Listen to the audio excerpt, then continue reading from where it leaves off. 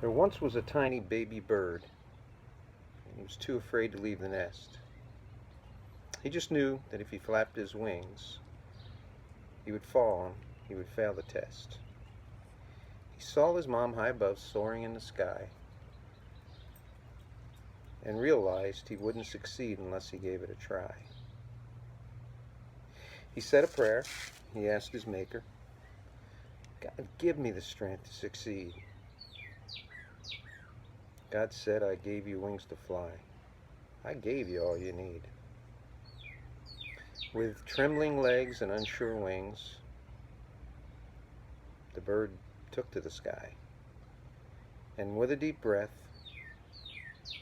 and a leap of faith, the bird began to fly.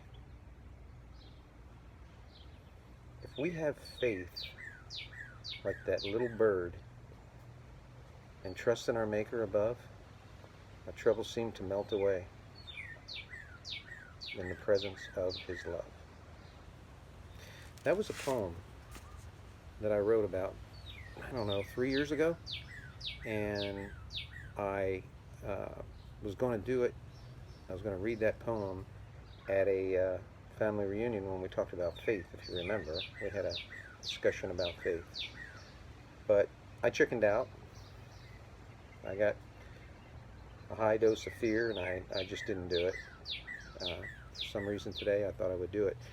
But today, I want to talk about foundation of faith, our foundation of faith.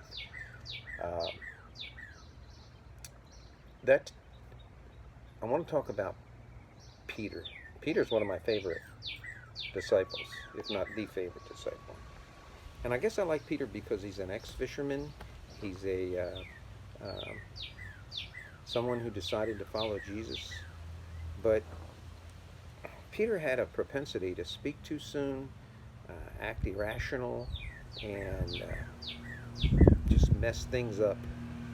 And put it mildly, the dude's a screw up. And I think that's what I like about him. I can relate to him and in my life.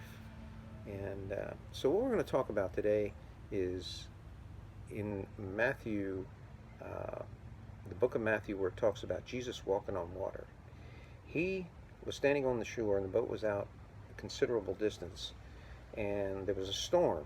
And the waves were coming and crashing against the sides of the boat. And Jesus wanted to get out to the disciples, so he went and walked on water. And as he got close to the boat, Peter, my favorite disciple, Peter said, Lord, can I come to you? And Jesus said, yes. And Peter got out of the boat and walked on water. He's the only disciple that walked on water, by the way. And he started walking toward Jesus, and he looked around at one point, and he saw the waves crashing and beating against his legs, and the wind blowing, and fear set in. And when fear set in, he sunk like a rock. And so at that point in time in his life, I don't think Peter had a strong foundation of faith. His original